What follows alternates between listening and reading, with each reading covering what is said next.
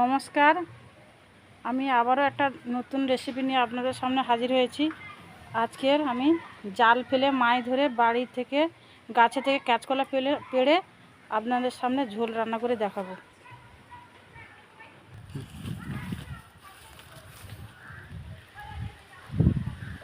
পুকুরটা অনেক বড়, মাছ ধরারও খুব সমস্যা। দেখি পরে নাকি কিছু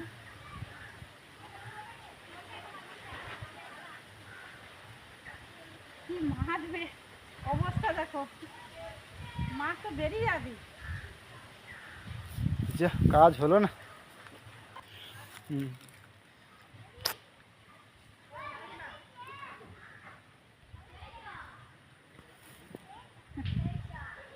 কটা বাহন চলে এসছে দেখো,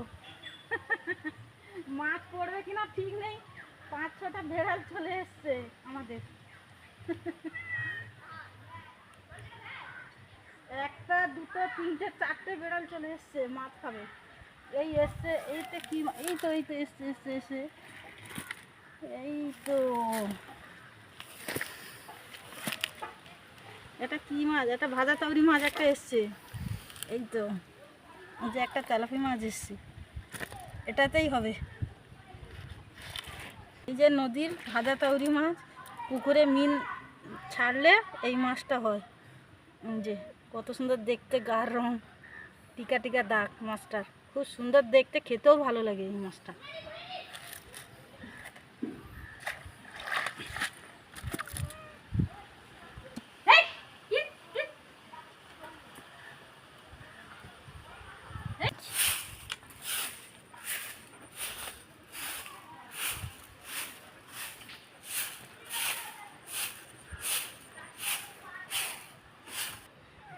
এটা লাইলেন টিকা, এই যে এতে লেজের ধারে লাল লাল মতন আছে, এটা লাইলেন টিকা।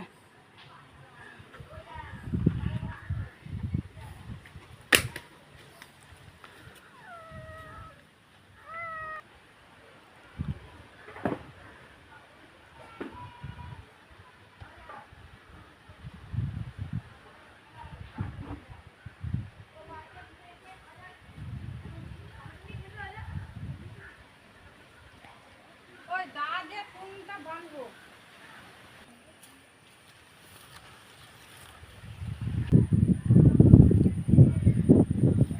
এই যে পুকুর আমাদের, কত বড় পুকুর, এতে মাছ ধরা খুব মুশকিল ব্যাপার আছে জাল দিয়ে।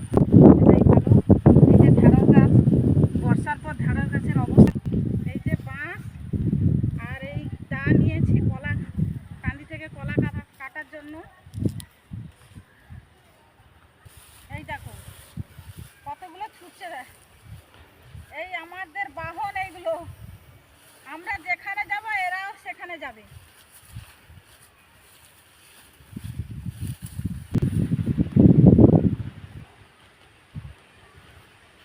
আগের ভিডিওতে দেখিয়েছিলাম এই চিচিঙ্গা গাছ, এই চিচিঙ্গা গাছ সব বর্ষাতে সব মরে গেছে। পুঁই শাকগুলো আছে।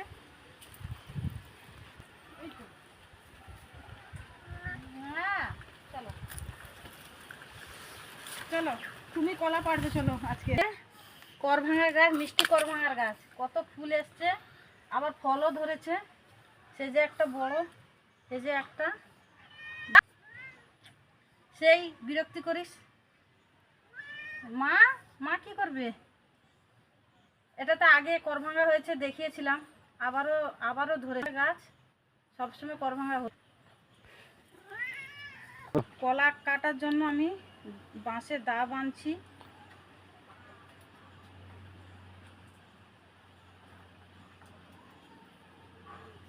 তুই করভাঙা গাছ চৌকি দে। মনু, এ মনু, মনু টাকা মিয়াও। এই হয়েছে, এভাবে বেঁধেছি দা, নিচের গুলোই পারি।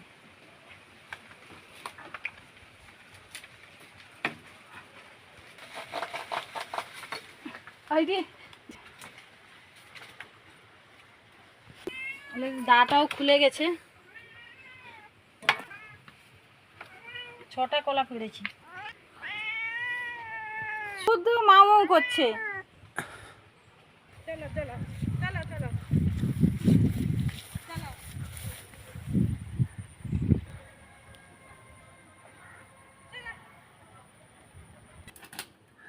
চলো পুকুরে হ্যাঁ চালু।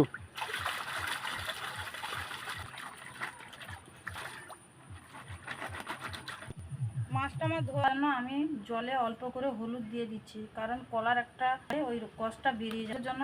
একটা আলু নিয়ে, টমেটো নিয়েছি একটা, ধনে জিরে এগুলো বেটে দেবো, আদা বেটে দেবো, পেঁয়াজ বেটে দেবো, আর এই কয়েকটা শুকনো লঙ্কা, লবণ, হলুদ, তেল এগুলো তো পরিমাণ মতন দেবো। আপনারা সঙ্গে থাকুন, দেখতে থাকুন।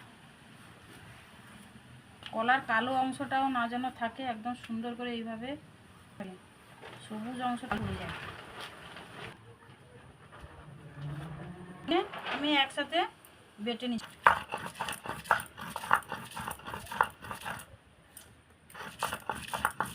আমি আদাও বেটে নিচ্ছি, পেঁয়াজও বেটে নিচ্ছি। কয়েকটা শুকনো লঙ্কাও বেটে নিচ্ছি আমি। লঙ্কাটাও আমার বাটা হয়ে গেছে। আমি সব মশলাগুলো বেটে নিয়েছি একসাথে। দেখুন, এখানে আদা বাটা, পেঁয়াজ বাটা, ধনে জিরের বাটা, আর এই যে লঙ্কা বাটা। উনানটা আমার ধরানো হয়ে গেছে। আমি এবার কড়াইটা উনানে বসিয়ে দিচ্ছি। আচ্ছা, আমি লবণ 2 চামচ লবণ মাখিয়ে দিব, আর হলুদ 1 চামচ হলুদ।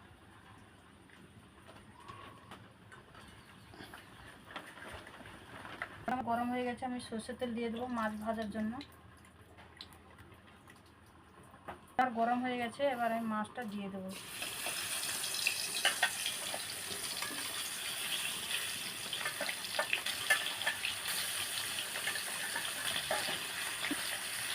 আশ্বিন মাস শেষ হয়ে গেছে, তাও প্রচুর গরম।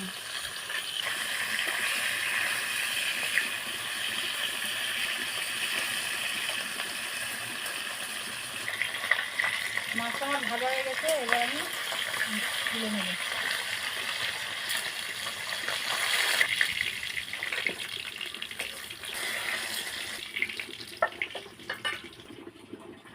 আলু আর কড়া করে আমি ভেজে নেবো প্রথমে।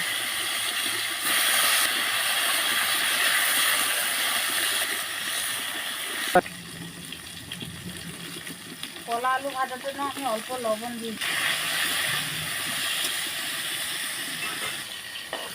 কলা আলু করে ভাজা হয়ে গেছে, এবার আমি নামিয়ে নিচ্ছি। কিছুটা তেল আছে, আর কিছুটা রান্নার জন্য তেল আমি দিয়ে দিচ্ছি। দিয়ে দেবো আদা বাটা, পেঁয়াজ বাটা, জিরের বাটা, লঙ্কা বাটা।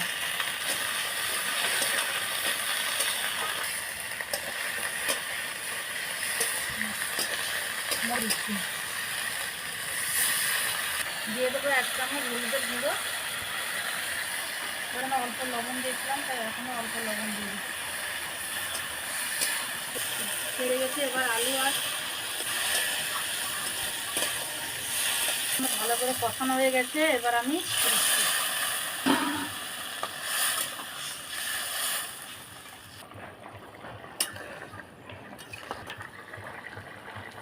তোমাকে দেখাইনি আর আমি।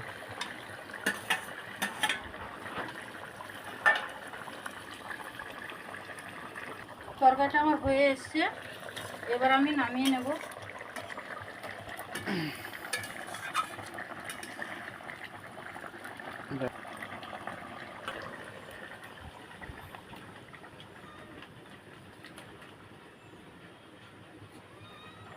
হয়ে গেছে, এবার ওই একই কড়াইতে আজকের আমি রান্না করব লোটে মাছের ঝাল। কড়াইতে কিছুটা সরষের তেল দিয়ে দিচ্ছি।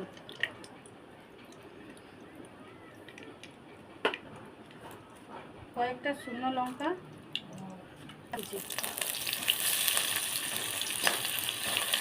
আগে থেকে কেটে লবণ মাখিয়ে রেখেছিলাম। এই যে লোটে মাছগুলো খুব সুন্দর লোটে মাছ, লাল করে ভেজে নেওয়া হয়েছে। এবার আমি দিয়ে দেবো আদা রসুনের বাটা,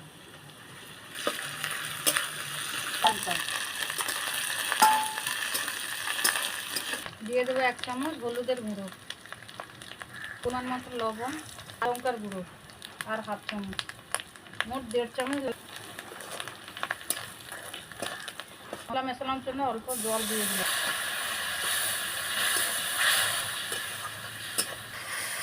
তেলটা আমার ছেড়ে গেছে, এবার মাছটা আমি দিয়ে দেবো।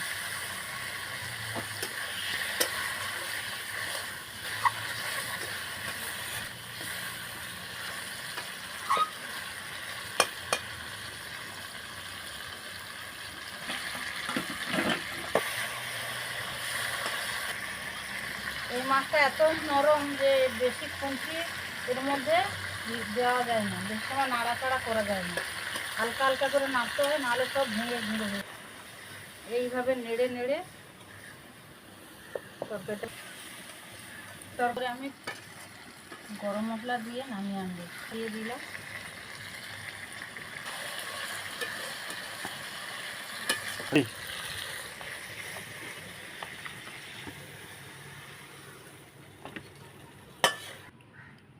দুটো রান্না আপনাদের দেখে কেমন লাগলো আপনারা লাইক কমেন্ট শেয়ার করবেন।